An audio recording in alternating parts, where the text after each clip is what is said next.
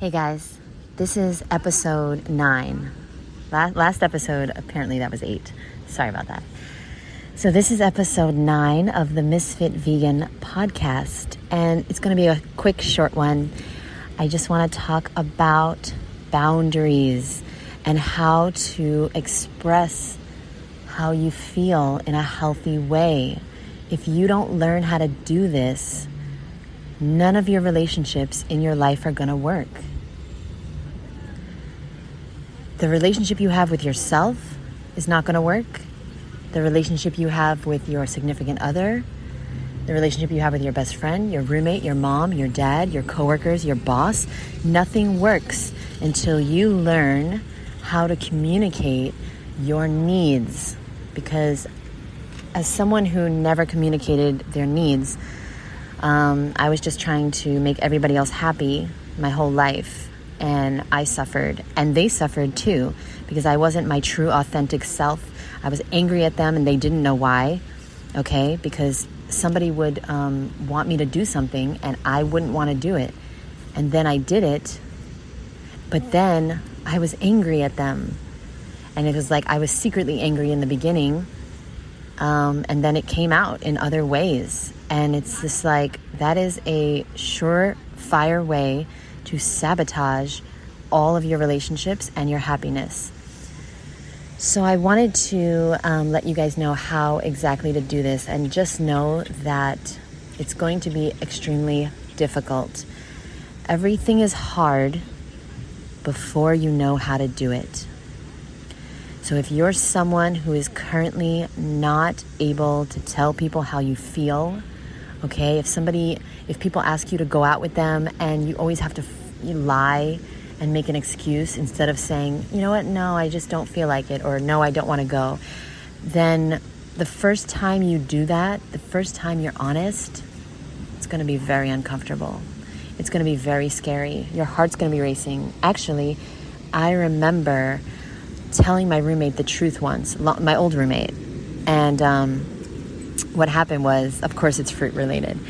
I had bought a bunch of exotic fruit. I took an Uber to go buy a bunch of exotic fruit, and because I don't like to eat just regular fruit. It's not for me, you know? Like apples, bananas, grapes, okay, great.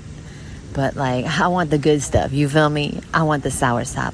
I want the mangosteen. I want the durian. I want the longans, the rambutan.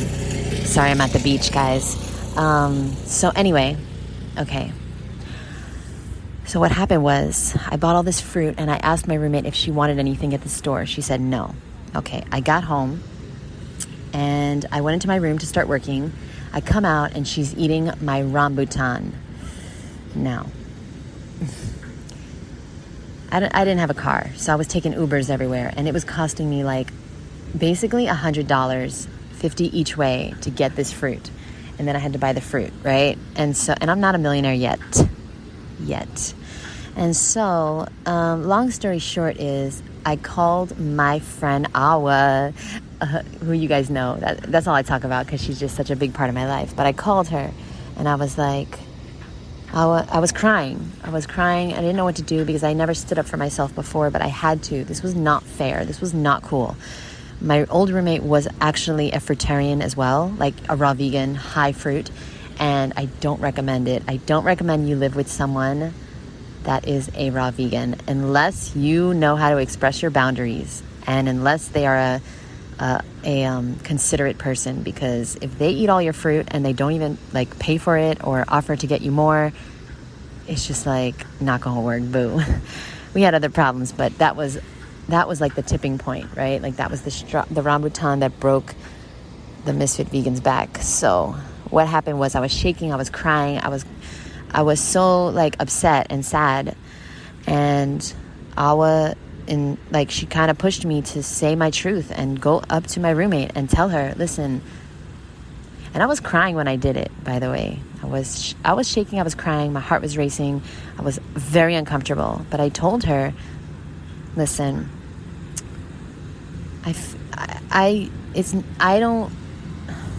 don't even know what I said, but I said it in such an apologetic way. I was like, I am so sorry, but like, can you not eat my fruit? because it's all I have, and like I can't get any more. Like, and she was okay with eating oranges and apples and bananas, and I'm not. I'm a spoiled fucking brat. Okay, that's what I am. Let's just call it what it is. And so I've been used to this life for a very long time.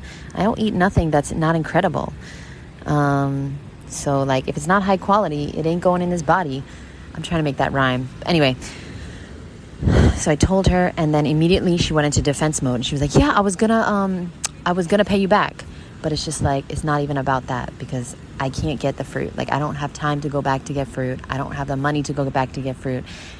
Blah, blah, blah. Long story short is, guys, that was the first time, it was like 2 years ago. That was the first time I stood up for myself.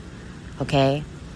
There have been a few other occasions, but like that was the time that I really remember it being so hard and so uncomfortable, but I did it anyway. I have this group that I formed. It's called DIAS. It's an accountability group. DIAS. It's DIAS. It stands for Do It Anyway, Son. And a bunch of my friends are in this group, and I don't know where I'd be without this weekly group. So long story short is that you're going to have to do things anyway, son. I'm sorry. There's no other way. You're going to have to do things before you're comfortable doing them. You're going to have to do things before you're ready. You're going to have to take the leap and jump off the motherfucking cliff. There's no other way. And I know that sucks, but the belief always comes after the action. The belief comes after the action. You're not going to believe that you can do something until you do it. All right, guys, I'm going to join my roommate in the water now. I love you. I thank you for being here. Thank you for listening. I really appreciate it.